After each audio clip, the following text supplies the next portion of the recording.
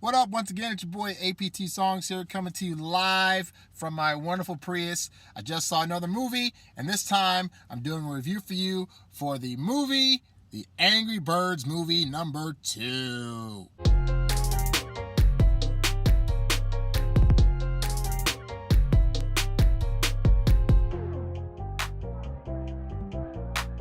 So I went and saw this movie because I didn't actually see the first one in theaters, but I was on a flight somewhere one day and it was available to watch. So I watched it and I was laughing so hard throughout that first movie. I had no idea what it was going to be or how they would make it funny, but they pulled it off and I was like darn near in tears. So when I heard the second one was coming out, I knew I'd have to go see it. So was it worth seeing? Is it a great sequel? Is it better than the first one? Is it worse than the first one?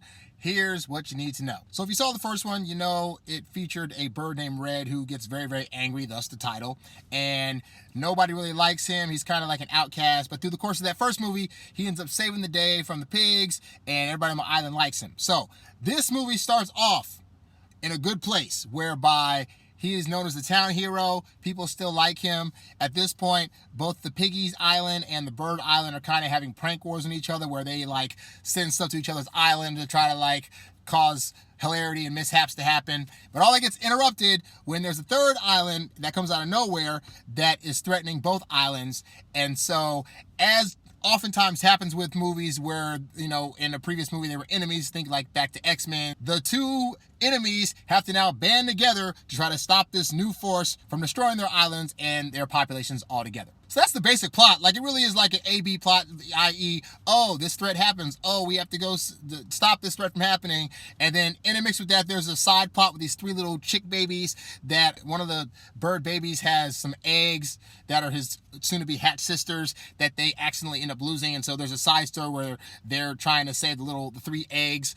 And in the course of that, that somehow ends up tying back together with the original plot. So all the cast of characters that you saw in the first movie, if you saw it, from Red to the Chuck and all the various birds that he was partnering with in the first one, they're back here. They're just as hilarious as they were in the first one.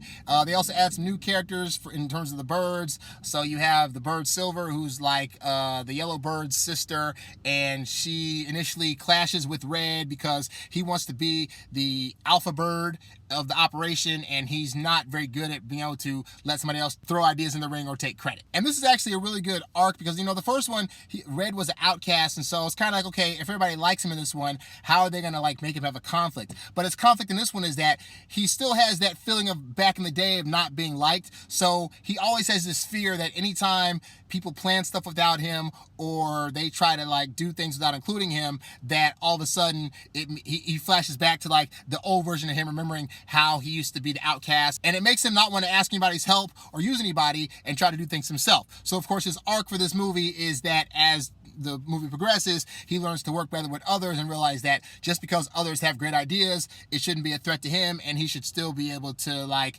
recognize that he's part of a team and that people still like him and want him around. The main threat of this one is the third island, and that's actually run by this purple eagle voiced by Leslie Jones, who did a great job. And yeah, so the whole time it's like basically she has a reason specifically why she's trying to destroy these 2 islands, and it has to do with a specific character that was in the first movie that is also heavily present in this movie that I will not give away. But needless to say, that hatches the plot, and so the birds and the pigs go to the island to try to stop the thing by coming up with various plans, various costumes, and various other ideas that are supposed to stop this from happening. All this, by the way, I found hilarious. This movie is very, very funny. Like I said, I thoroughly enjoyed the first one, and I thought that this one, honestly, I don't think this movie was necessarily better or worse than the last one. I really do feel like this is one of the few movies where it does feel like a continuation. Like sometimes you'll have a sequel that comes back and it's like, you know, so much has changed from it that even though you have the same characters, it's like it feels like a totally different thing. And I felt that this one did a good job of just kind of like tacking on, oh, this is like a continuation of that story. So it wasn't any better or worse. I got the same amount of laughs out of this one that I got out of the first one. I thought that the added characters in terms of the Purple Eagle and her various Eagle minions were funny. I thought that the voiceovers in this thing are absolutely great. They got a lot of SNL people. So Maya Rudolph's in here voicing somebody, Pete Davidson's in here voicing somebody. You also have like Nicki Minaj is in here, Sterling K, whatever his last name is in here voicing somebody. And it's interesting to know that I couldn't really tell for the most part who the voices were until I saw the credits. So props to them for actually doing voiceover work versus just being like, oh, I'm famous, I'll use my regular voice. And here's another thing. There was a lot of adult humor in this movie. And I say that as a guy that went to a theater that saw this where there were a lot of kids present. And I'm looking at this from the perspective of like, okay, there's like an adult pig butt on the screen quite a few times in this movie. There are several very adultish style jokes that, you know, kids will probably get a giggle out of them, but it's really like, this is like on the verge of inappropriate for kids in certain jokes and certain parts and certain comments that are made, certain visual gags that are made. Yeah, so I mean, as an adult, I don't mind it. Sometimes when I go to these movies that are cartoons and I'm looking around at kids, I'm just like, when I was that age, was this like, would I have been weirded out by this? Or would I just been like, oh, that's so funny, ha ha ha. If there was a minor complaint I had about this movie is that there were quite a few jokes, like a lot of jokes that relied heavily on music cues based on popular songs. Like there'd be a joke and then they'd throw in a song that's well known that would help amplify the joke. And this was cool like the first 2 or 3 times that it happened.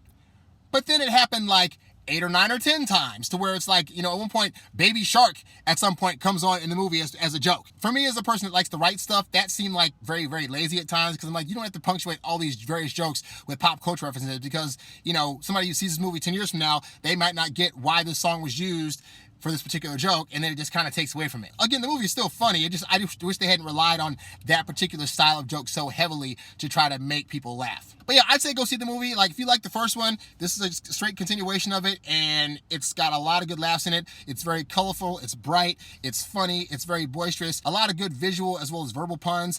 In some cases, it reminded me of The Simpsons, where it's like, you know, in The Simpsons, if you're watching the show, you don't just listen for the jokes. You also have to look at like stuff in the background. You have to read certain things to really get certain jokes. And there was a lot of that going on too, and so I was a big fan of being able to do that, just look for jokes. Aside from overkilling the jokes relying on musical cues, I had a good time.